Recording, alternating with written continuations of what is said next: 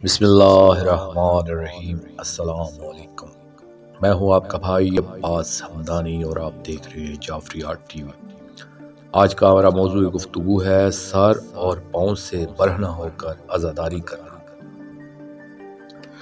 دوستو، ایام عزا میں سر و پا برہنہ ہو کر مراسم عزا یا اظہار عزا کرنا بھی ہم جائز سمجھتے ہیں۔ اس کی وجہ یہ ہے کہ احترام کے لیے یا عزا سر و پا برہنہ ہونا جائز ہے، جیسا کہ جناب موسیٰ علیہ السلام کو وادی مقدس میں فرمایا گیا تھا آپ جوتے اتار دیں، یہ وادی مقدس ہے، یعنی احترام کا تقاضا ہے کہ ہر محترم جگہ پر جوتے اتار کر جائیں۔ زامل الغرباء امام علی رضا علیہ السلام نے دو طرح سے اس پر عمل کر کے دکھایا ہے۔ ایک تو اس وقت جب مامون نے عرض کیا تھا آپ نماز عید کی امامت فرمائیں، تو آپ نے فرمایا تھا کہ ہم عید کے دن اس طرح تشریف لائیں گے جس طرح شہنشاہ انبیاء صلی اللہ علیہ وآلہ وسلم عید پر تشریف لایا کرتے تھے۔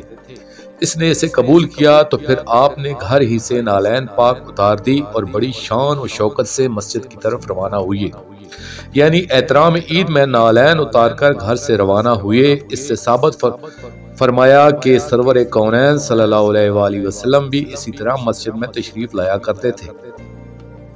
دوسرا ان کا معمول تھا کہ جب ماہ عزا نظر آ جاتا تو آپ نالین اتار دیتے تھے اور امامہ ہمیشہ گلے میں لپیٹے رہتے تھے اور سوگوار رہتے تھے۔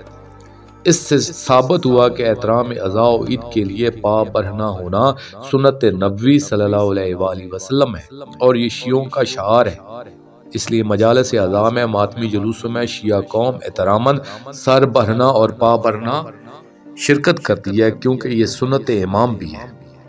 دوستو، آخر میں شکریہ ادا کروں گا اپنے مرشد کریم سید محمد جعفر الزمان نقوی البخاری سرکار دامِ اللہ تعالیٰ کا۔ یہ مضمون میں نے ان کی کتاب مصباح شیعت سے پیش کیا ہے، اور آخر میں اپنے پاک شہنشاہ کی بارگاہ میں دعا کریں گے، اللہ جل یا ولی المظلومین یا امان الخائفین اجر اللہ تعالی فرجک وصلوات اللہ علیکہ یا ربا محمد و آل محمد صلی اللہ محمد و آل محمد واجل فرج آل محمد صلی اللہ علیہ وآلہ وسلم۔